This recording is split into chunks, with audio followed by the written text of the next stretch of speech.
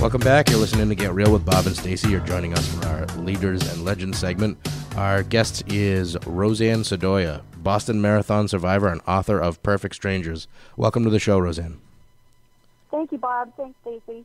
So I want to give everybody some background. First of all, Roseann is a returning guest. We don't have a lot of people that come on the show multiple times, but Roseann came on a couple of years ago. Mm-hmm. She is a Boston Marathon bombing survivor and amputee. She's making great strides in changing the lives of others. As one of the top motivational speakers and more recently a published author of Perfect Strangers, Roseann combines her powerful personal story of perseverance with her professional corporate background and offers lessons learned through her challenging comeback journey as insightful, motivational tools that everyone can use to discover their own unstoppable strength. Roseann's mantra is that life is only as positive as you make it. It serves as the foundation for redefining one's own mindset and achieving every personal and professional goal and ultimately living a happier, richer, and more fulfilling life. So first, Roseann, tell us all about the new book, Perfect Strangers. Early on, so many people would hear the story and say, you should write a book, you should write a book, you should write a book. And I think if you're told enough times you should do something, it eventually happens. Mm-hmm.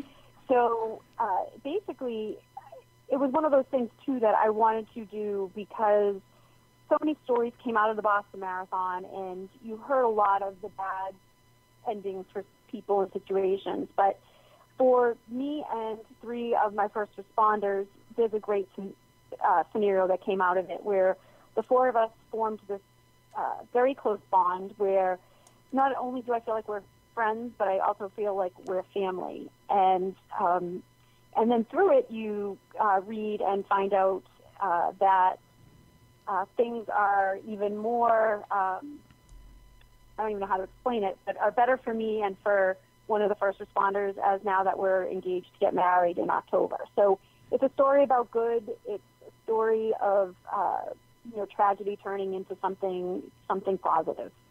So first of all, was it hard to write, like reliving all of it, or was it more that you were focusing on the positive, so it was all positive? It wasn't too difficult for me because, I obviously live with it every day, mm-hmm. and quite honestly, I still feel like it happened to somebody else. Mm-hmm. So I've kind of removed myself from it. I don't know if it's just part of my my brain's defense mechanism or not, but I do feel like it's somebody else. However, I think it was very cathartic for Shayna, Shores, and Mike to really kind of tell their story. Mm-hmm. And when I was going through the editing stages of it, I would read it as a book, all of our chapters in the order that they were going to go. And I found it personally a page turner because I didn't know all the detail from Shayna. I didn't know all the detail from Shores, and I didn't know all the detail from Mike. So even though I know how the book ends, it was very interesting for me to read it, and I really felt as though that I was reading somebody else's book. Wow. So it's been a positive thing for me, and I think speaking about the marathon right from the beginning, doing all the interviews that I did early on and talking about it really helped me kind of work through a lot because it's weird when you say that you've been in a terrorist attack. It's just right. It still seems so surreal. Right. Okay, so to give everybody some context, Mike was a first responder who you didn't know previously, and since the bombings and since being one of your rescuers, you guys formed an unbelievable bond and relationship, now engaged to be married in October. Can you also share with us a little bit about Shanna and Shores? Who are they? Absolutely. So Shores, at the time, was just a college student. He was out having a great time with his buddies, bouncing from one bar to the next, and just happened to be across the street on Boylston Street when the first bomb went off. And then, obviously, within 10 seconds, 12 seconds later, the second bomb went off. And he made the choice to really run in and help, found me sitting on the sidewalk and helped carry me to the middle of Boylston Street where he thought it was a little bit safer. Mm-hmm. And so he basically is the one that held the tourniquet on my leg and really, without any medical training or knowledge just really kind of held the belt tight and made sure that all the bleeding had been diminished as much as possible. And then Shayna Catone, she's a Boston police officer, she came upon shores holding the tourniquet and stopped to help. And she basically kept me focused, kept me calm, got information for me to contact my family to let them know that I had been injured, and help in the transportation of me getting to the hospital, as well as, she was in the front of the wagon that took me to the hospital, and then Mike had loaded me into the back, and that's more or less when I got to meet him. Wow. What an amazing story. Something so beautiful that came out of something so tragic.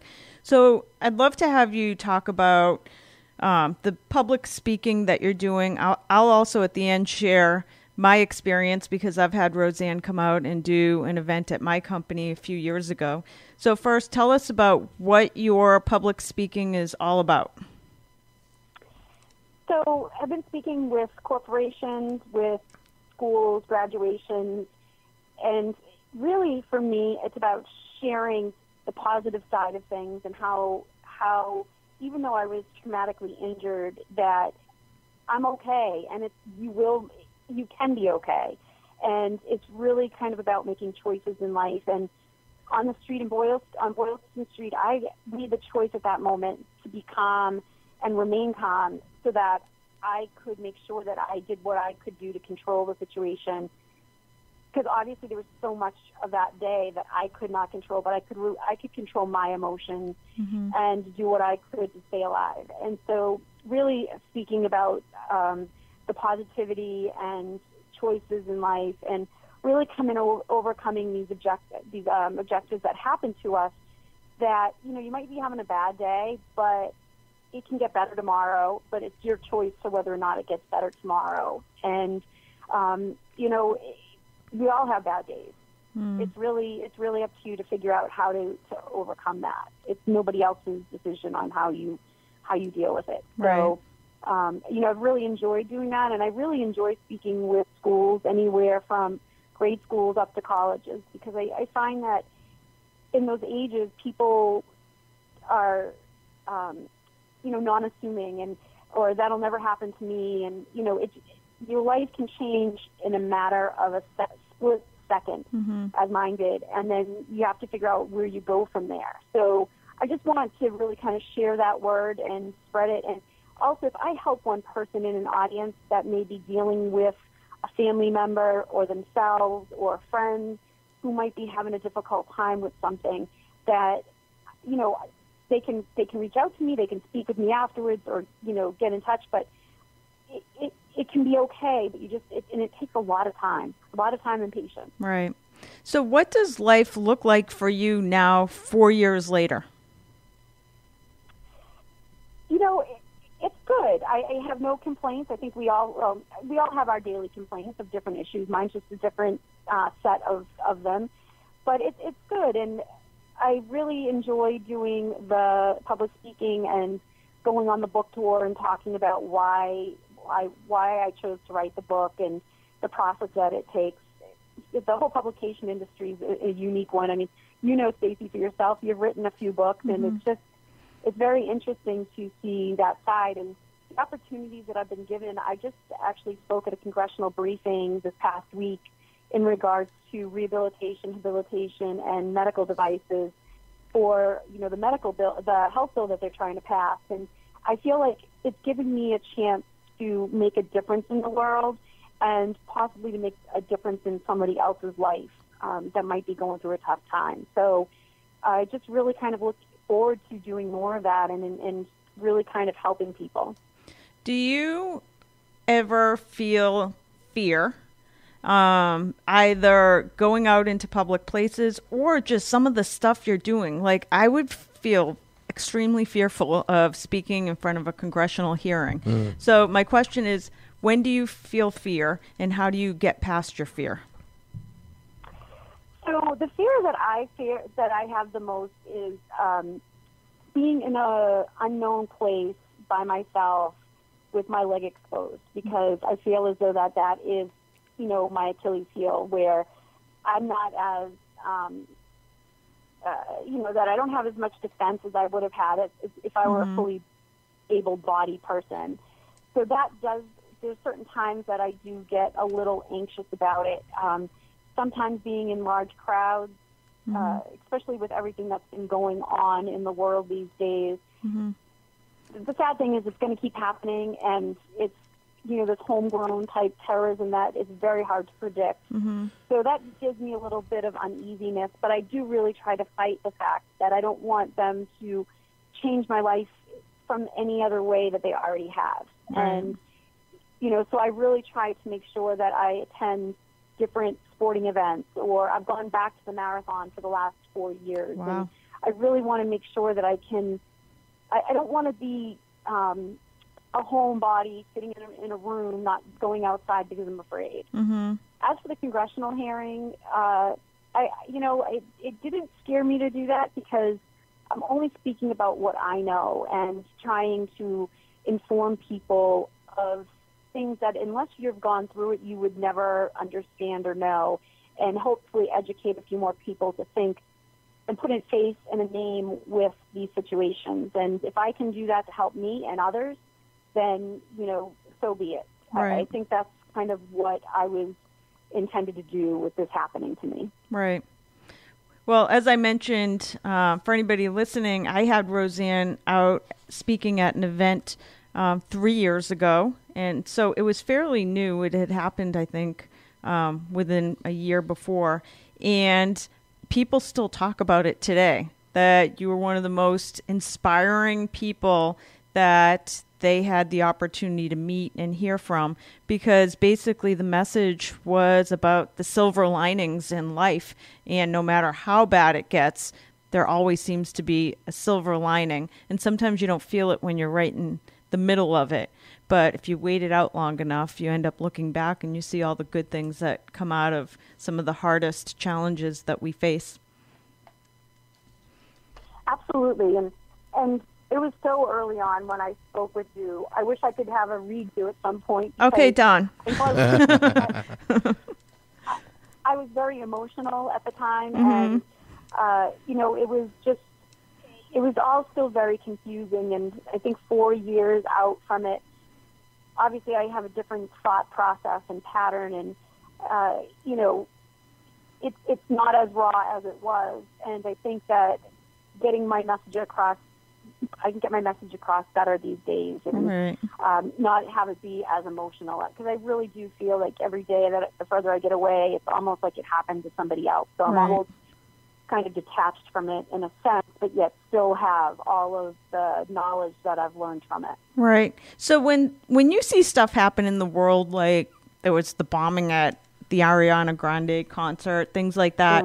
So when you see stuff like that, because I know how much of a giving person you are and you just want to help people, like, what do you do? Like, I know you want to call and figure out a way to help those people to start the healing process.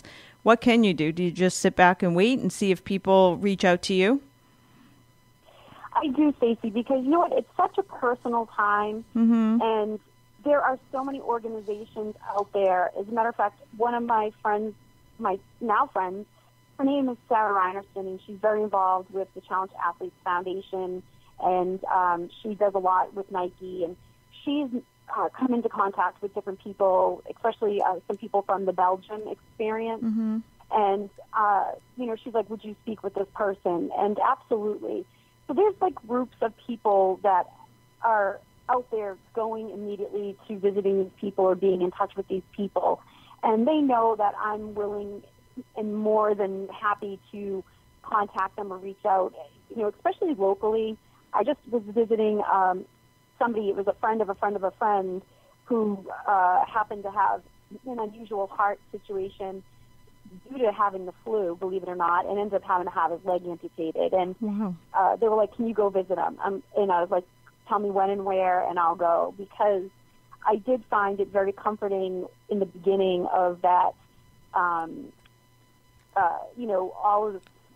these people came to help me, and I just want to pay it forward. And in a sense, too, there's so many organizations when these crazy big things happen that, kind of go and help.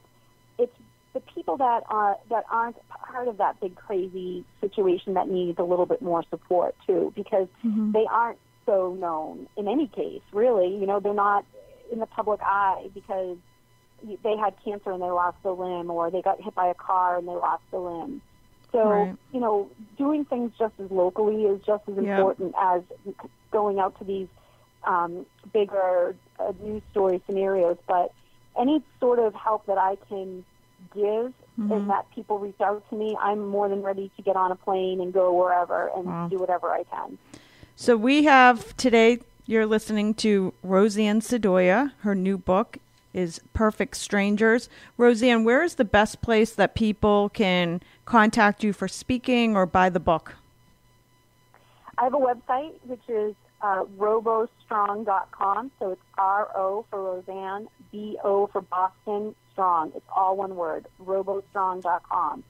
And they can reach out through email via that, or my phone number's on there as well. And there's also links to purchasing the book if they would like to. Wow, that's awesome. So Roseann Sdoia and her book's Perfect Strangers, her website, robostrong.com. Thank you so much for joining us today, Roseann. Thanks, Roseann. Thanks, Bob. Thanks, Stacey. That's going to do it for this edition of Get Real.